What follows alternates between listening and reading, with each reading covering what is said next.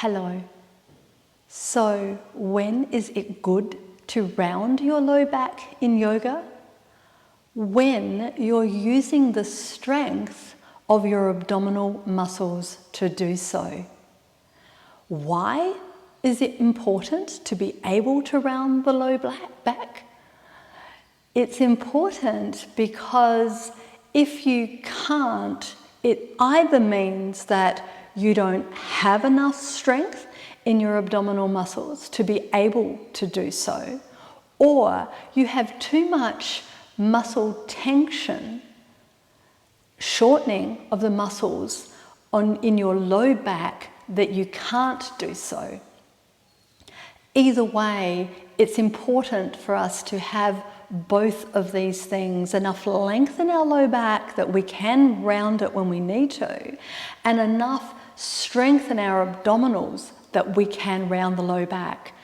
And we round the low back often in postures that we're doing repeatedly, for example, in Vinyasas.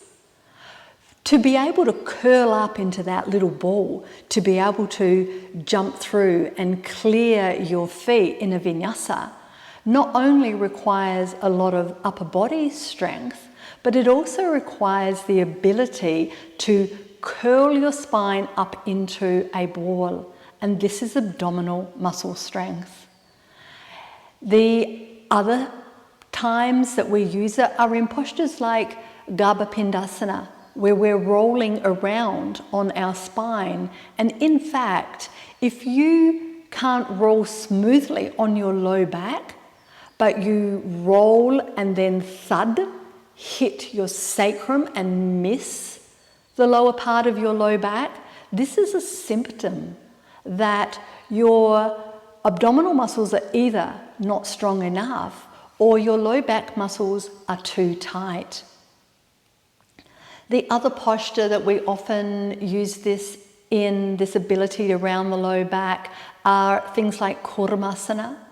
And especially in leg behind the head postures, we need this abdominal strength to give us the support to protect the intervertebral discs in between each vertebra. So there are many occasions when we need this abdominal strength and support, and the other time where it becomes imperative is if you have a hyperlordotic posture. That means that your pelvis has more than the natural forward tilt, and you have an increased curve in your low back. And often these people will have shortened, tight low back muscles. I know that I fitted into that category before I really strengthened my low back muscles to the point where I could more permanently change my forward tilt posture of my pelvis.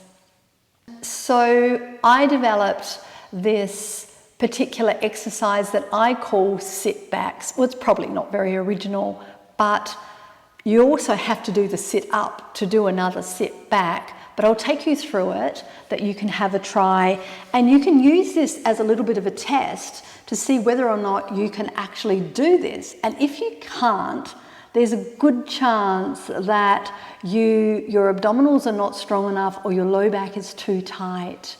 So we're going to be sitting in a sit-up type position. And if you have your feet too close, it's going to be really hard to sit back up. And if you have them too far away, then you'll be cheating a little bit on the sit-up part. Try to keep the feet grounded and not lifting as you come back up, which may be challenging for you. And if at first you need to, you can cheat a little bit just to help to train yourself to be able to sit back up by just holding on behind the knees and helping yourself to sit up. Let's see if you can do it first of all without. So what we're going to do is that we're going to really strongly tip the pelvis backwards, and we're going to try and sit back with our sacrum touching the mat only. Sacrum and sit up. Now, as we go back, we have to really strongly lift the pubic bone, which is more or less what we do when we're doing Navasana. Yeah, so you have to really strongly lift the pubic bone. And we're going to sit back, sacrum. See if you can touch only L5. And sitting up, try to use the upper abdominals as if you were trying to roll up over your lowest ribs. And again, we're going to go sacrum, L5, L4, upper abdominals, crunch over the top of those low ribs. And again, sacrum, L5, L4, L3, crunch up.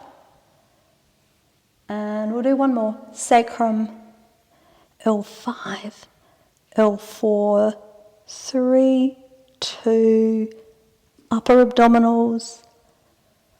And of course you could do one more to include all of the abdominals, or just to give you the opportunity to do an extra one.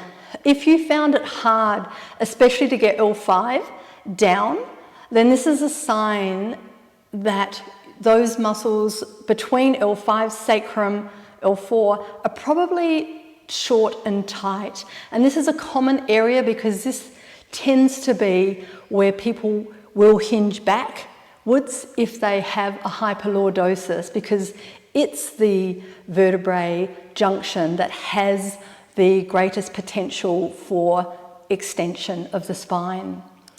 So I hope you found that helpful, and it is a great correction for hyperlordosis and to really enhance exactly that type of trunk strength that you need to be able to do beautiful vinyasas.